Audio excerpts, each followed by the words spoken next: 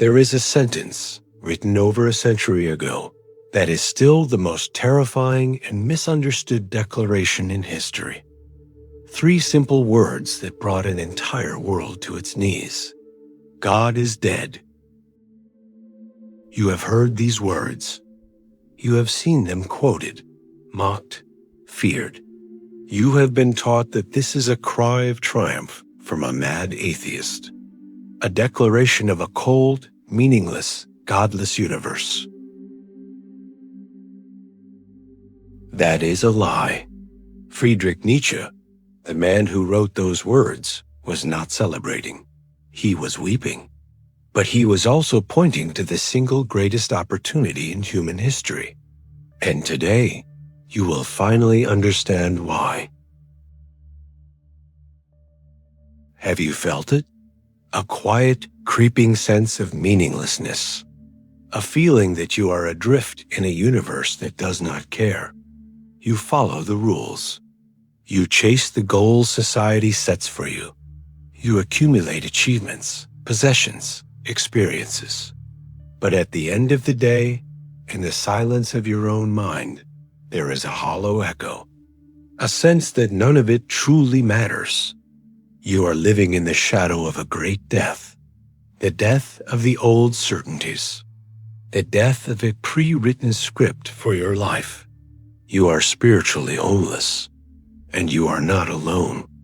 This feeling of cosmic vertigo, this nihilism, is the defining disease of the modern age. Nietzsche didn't kill God. He only wrote the report.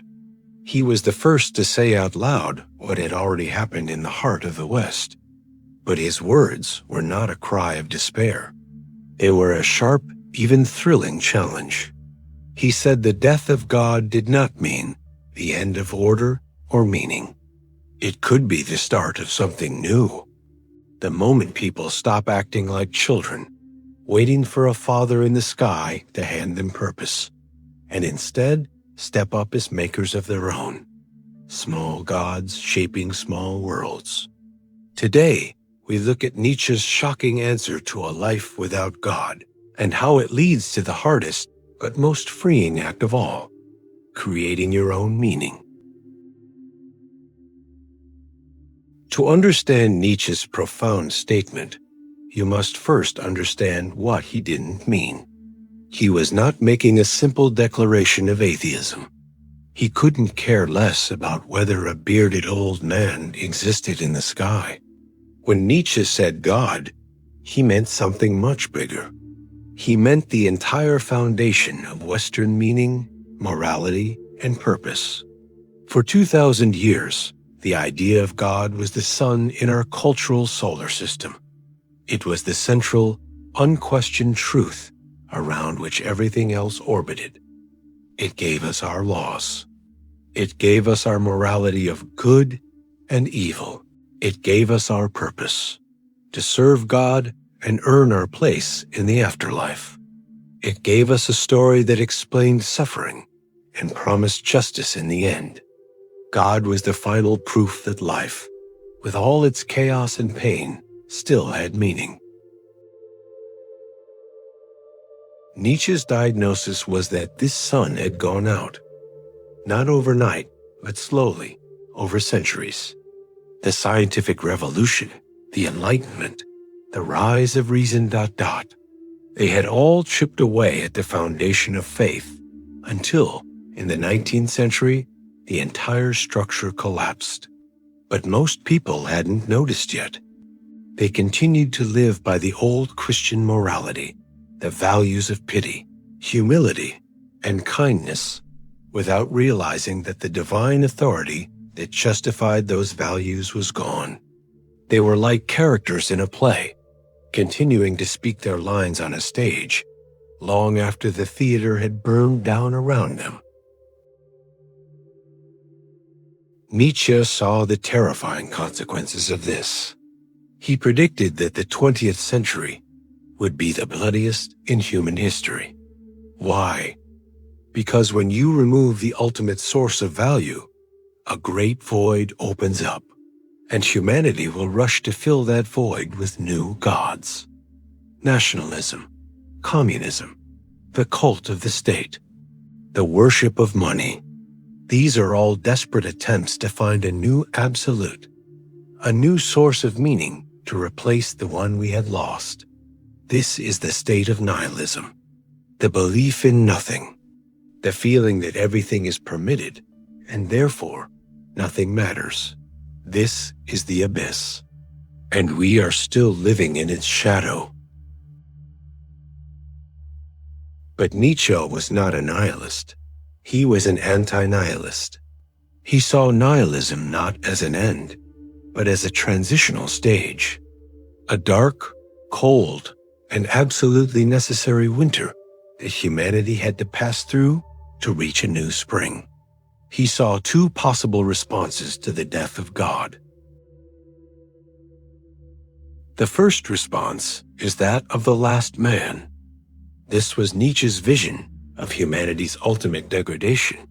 The last man is the one who hears of the death of God and shrugs. He feels no great loss because he has no great passion. His only goal in life is comfort, safety, and a kind of mindless, trivial happiness. He takes no risks. He has no great ambitions. He seeks no great love or great suffering. He just wants to be warm, entertained, and liked. He works his small job, watches his small screen, and finds his small pleasures. He looks at the creators, the risk-takers, the ones who strive for greatness, and he blinks. What is love? What is creation? What is a star? He asks, and he is proud of his own smallness. For Nietzsche, the last man was a terrifying possibility, a future where humanity, in its pursuit of comfort and safety, loses everything that makes it noble, a world of clever animals, content in their own mediocrity. This is the danger of a world that chooses comfort over greatness.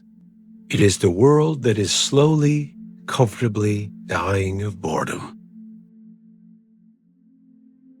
I say unto you, one must still have chaos in oneself to be able to give birth to a dancing star. Friedrich Nietzsche, thus spoke Zarathustra.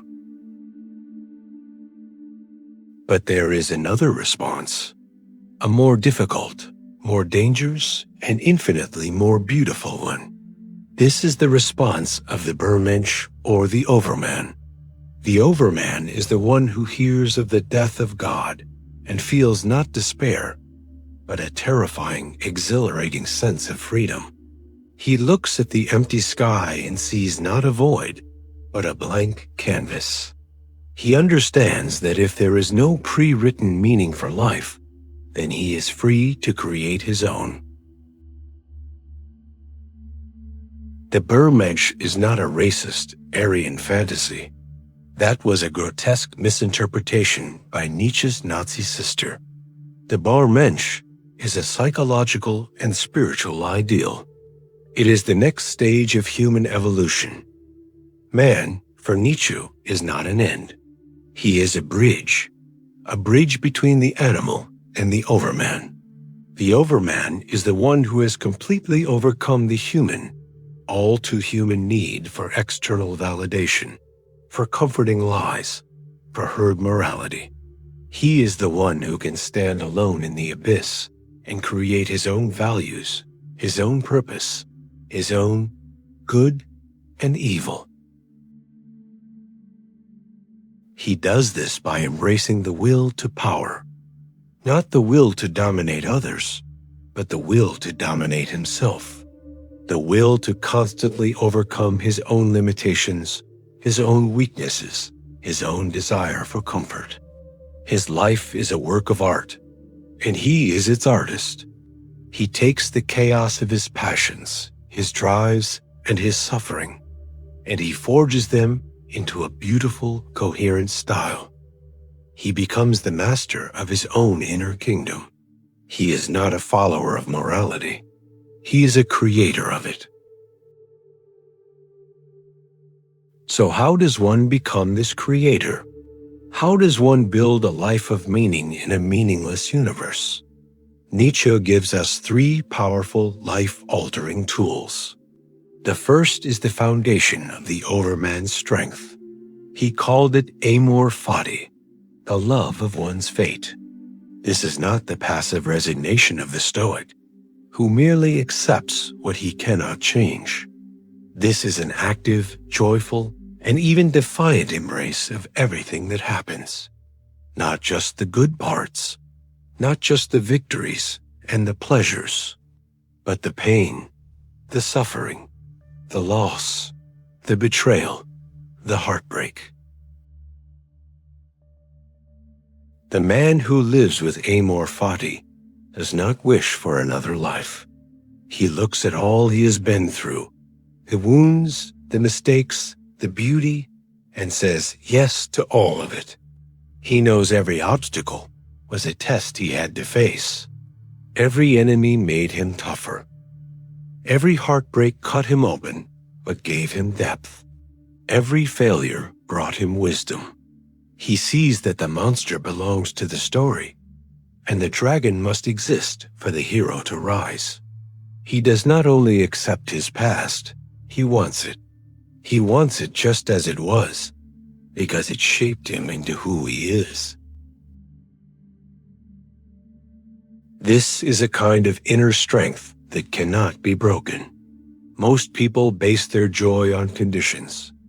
I'll be happy if I get the job, if she loves me, if I stay healthy. But life never stops breaking those conditions. The man of amor fati has none. His joy does not depend on what happens outside. It comes from a choice deep within, a choice to embrace all of life. He does not run from pain. He turns it into meaning. He melts the lead of his suffering into the gold of wisdom. This is not a path for the weak. It is the hardest way, but it leads to the only real freedom. The freedom of the man who can face the abyss and answer, not with despair, but with a fearless laugh. Again. My formula for greatness in a human being is amor fati, that one wants nothing to be different, not forward, not backward, not in all eternity. Not merely bear what is necessary, still less conceal it, but love it. Friedrich Nietzsche, ex homo.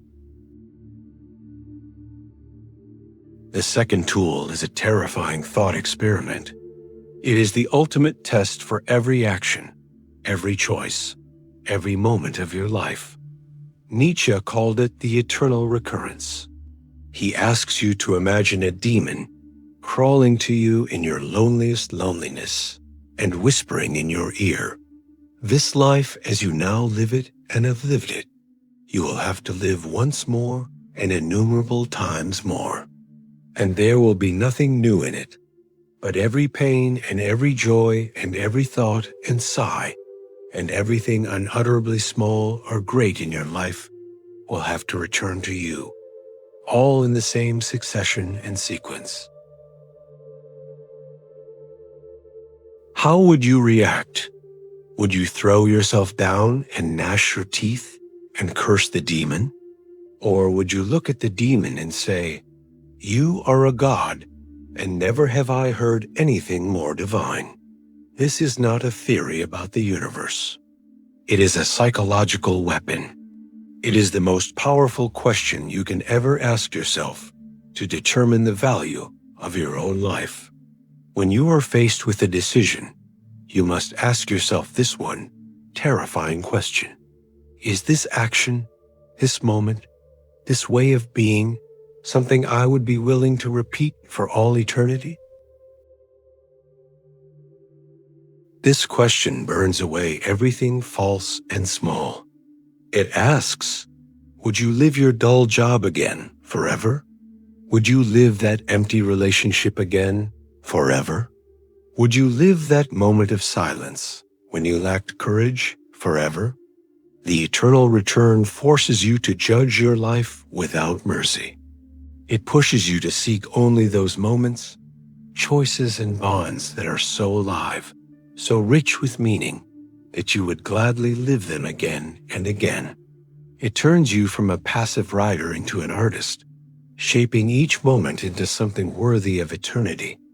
It is the sharpest tool for living without regret. The third tool is not a technique, but a vision. It is the ideal that pulls the creator forward, the Übermensch or the Overman. As we have said, this is not a biological or racial concept. It is a spiritual one. The Overman is the meaning of the earth. He is the answer to the question, what now? That God is dead? The Overman is the man who has fully embraced amor fati and lives by the law of the eternal recurrence. He is the one who has overcome the herd morality. He has overcome the human, all too human need for comfort and approval. He has overcome himself. For Nietzsche, man is something that shall be overcome. Man is a bridge and not an end. A bridge between the mindless animal and the godlike creator, the Overman. To strive to become the Overman is to accept that your life is not about you. It is about being a stepping stone for a higher form of humanity. It is about living with such intensity, such courage, such creative power, that your very existence becomes an inspiration, a new possibility, a new value for the world. This is a lonely and terrifying path. The herd will hate you. They will call you arrogant. They will call you evil, because your strength will be a mirror to their weakness. Your freedom will be a testament to their self-imprisonment. As Zarathustra, Nietzsche's prophet, said, you must be ready to burn yourself in your own flame. How could you become new if you had not first become ashes? To become the Overman is to be willing to destroy the person you are now, to let go of every comfortable belief, every social tie, every part of your identity that is not forged in the fire of your own will. It is the ultimate act of self-creation and self-destruction. So you see the forbidden path, the terrifying freedom of the death of God, the creative engine of the will to power, the divine joy of amor fati, the ruthless test of the eternal recurrence, and the heroic vision of the Overman. This is Nietzsche's great, dangerous, and beautiful answer to the problem of a meaningless world. The death of God is not an event that happened to you. It is an invitation that has been extended to you. The abyss of meaninglessness is not a prison. It is a womb. It is the dark, silent, fertile ground from which something new can be born. The question is not, how do I survive in a world without meaning? The question is, now that I am free from all pre-written scripts, what meaning am I going to create? The death of God is the death of your childhood as a species. It is your call to adventure. It is your invitation to finally become an adult. So how do you begin this journey? How do you start the process of becoming a creator of your own values? This is not about a sudden, dramatic transformation. It is about a series of small, courageous daily acts of war against the last man within you. First, practice the eternal recurrence test. For one day, just one day, live as if you would have to repeat this day for all eternity. Before every action, every conversation, every choice, ask yourself, is this worthy of eternity? You will find that this simple question acts as a ruthless filter. It will force you to cut away all that is trivial, all that is done out of fear, all that is inauthentic. It will compel you to act with a new level of intention, of presence, of courage. Second, identify your will to power. What activities in your life make you feel stronger, more expansive, or alive? What is the one thing you do where time seems to disappear? Is it building a business? Creating art? Mastering a difficult skill? Pushing your physical limits? That is your will to power seeking expression. You must treat this activity not as a hobby, but as a sacred duty. You must ruthlessly carve out time for it, protect it from the demands of the herd, and give it the best of your energy. This is the foundation of your new value system. Third, find your yes in the yo. Practice amor fati on a small scale. The next time something goes wrong, you get a flat tire, you get rejected, a plan fails, do not resist. Do not complain. For a single moment, try to say yes to it. Ask the question, what can I learn from this? How can this obstacle make me stronger?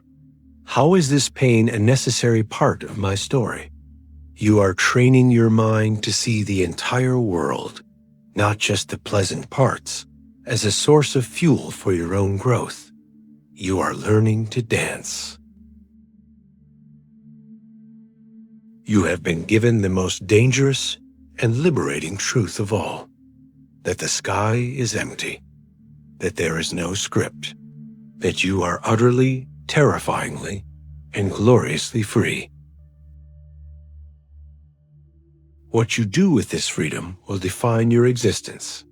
You can flee from it. You can retreat into the comfortable distractions of the last man. You can seek out new gurus, new ideologies, new herds to tell you how to live. Or you can embrace it. You can accept the terrifying responsibility of being the sole author of your own life. You can take the chaos of your existence and forge it into a dancing star. This is the final, unspoken message of Nietzsche. The purpose of life is not to find meaning. It is to create it. Man is a rope, tied between beast and Overman, a rope over an abyss. A dangerous crossing, a dangerous wayfaring, a dangerous looking back, a dangerous trembling and halting. What is great in man is that he is a bridge and not an end. If this message has shaken you to your core, if you are ready to stop being a creature and start being a creator, then make your declaration. Join the men and women who are choosing to be bridges. Go to the comments and declare your new mission. Write, I am the dancing star. It is a declaration of your creative power, a commitment to the most beautiful and terrifying journey of all. Subscribe to the Thinker's Codex. The abyss is waiting.